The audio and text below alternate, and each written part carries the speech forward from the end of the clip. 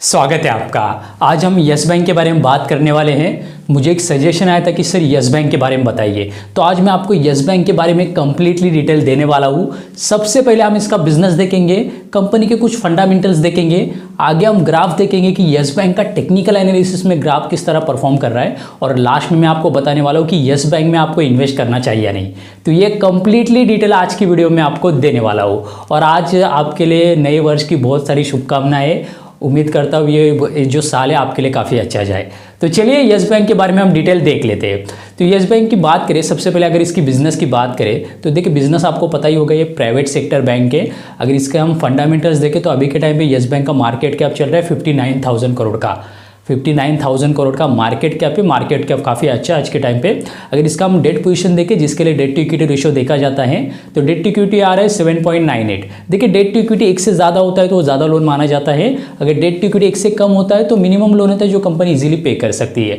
तो ये yes bank का डेट टू इक्विटी 1 से ज़्यादा आ रहा है। तो मैंने बाकी बैंकों का भी देखा, जैसे HDFC हो, ICICI हो, एक्सिस बैंक हो, सभी बैंकों का डेट टू इक्विटी 6-7 के आसपास है। तो यस बैंक के भी इसी तरह का डेट टू इक्विटी है, क्योंकि ये जो बैंकों का बिजनेस होता है, पैसे लेना, इंटरेस्ट देना, लेना लोन का, तो इसी वजह से इनका सभी का डेट टू इक्विटी ज़्यादा है। तो यस बैंक का भी उन्हीं की तरह है, तो इसमें कोई दिक्कत नहीं है। अगर इसकी प्रॉफिट की बात करें तो देखिए रिटर्न ऑन इक्विटी 3% का रिटर्न ऑन इक्विटी दिया है कंपनी ने।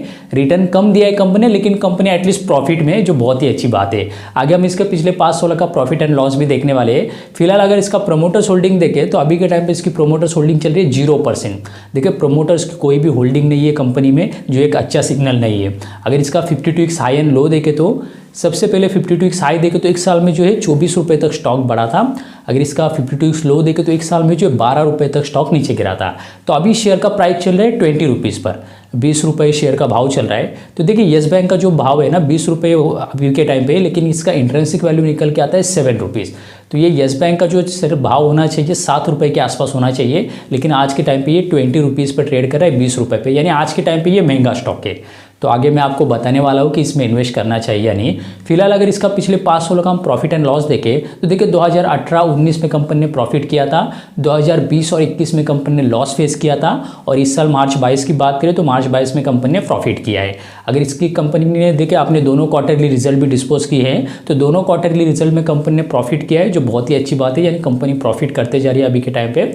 एक बार अगर हम इसका ग्राफ देखें तो यस बैंक देखिए 2005 में मात्र 12 रुपये पे ट्रेड कर रहा था, और 2018 में 370 रुपये तक ट्रेड करने लगा था, और अभी के टाइम पे चल रहा है 20 रुपीज़ पर। तो अभी के टाइम पे आपको इन्वेस्ट करना चाहिए या नहीं यस बैंक पे, मोस्ट इंपॉर्टेंट। देखिए फंडामेंटल तो ठीक ठाक है, और इसमें कैसा है कि देखिए अभी के टाइम पे जैसे मैंने बताया स्टॉक महंगा है, 20 रुपये पे भाव है, 7 रुपये के आसपास होना चाहिए। लेकिन आज के टाइम पे आप छोटा सा अमाउंट इन्वेस्ट कर सकते हैं, जितना भी आपका पोर्टफोलियो का वैल्यू है उसका 5% तक आज के टाइम पे आप यस बैंक में इजीली इन्वेस्ट कर सकते हैं, क्योंकि कंपनी ने प्रॉफिट करना चालू किया है। जब भी देखा जाता है कोई भी ऐसी कंपनी जो लॉसेस में होती है वो प्रॉफिट करना चालू करती है, तो उस शेयर का भाव बढ़ते जाता है। तो यस बैंक का भी अभी देखिए पिछले 7-8 दिनों में काफ़ी अच्छा भाव बढ़ चुका है। तो आगे आने वाले टाइम में कंपनी और अच्छा प्रॉफिट करते जाएगी, तो शेयर के भाव भी बढ़ने के ज़्यादा चांसेस रहेंगे। तो चलिए ये कंप्लीटली डिटेल आज की वीडियो में मैंने आपको दे दी है। अगर आप स्टॉक मार्केट सीखना चाहते हो तो हमने अपना कंप्लीटली स्टॉक मार्केट का कोर्स लॉन्च किया है, आपको पता ही होगा उस कोर्स के बारे में।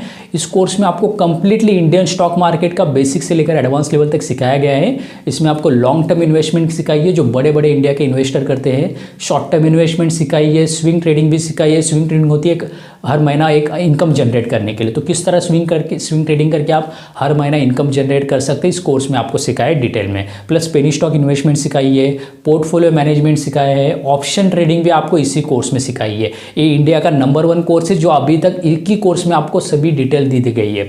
और इसकी कोर्स की बात करें तो अगर दिन का 15-20 मिनट भी आप निकालते हैं तो 1 महीने के अंदर आपका ये कोर्स कंप्लीट हो जाएगा।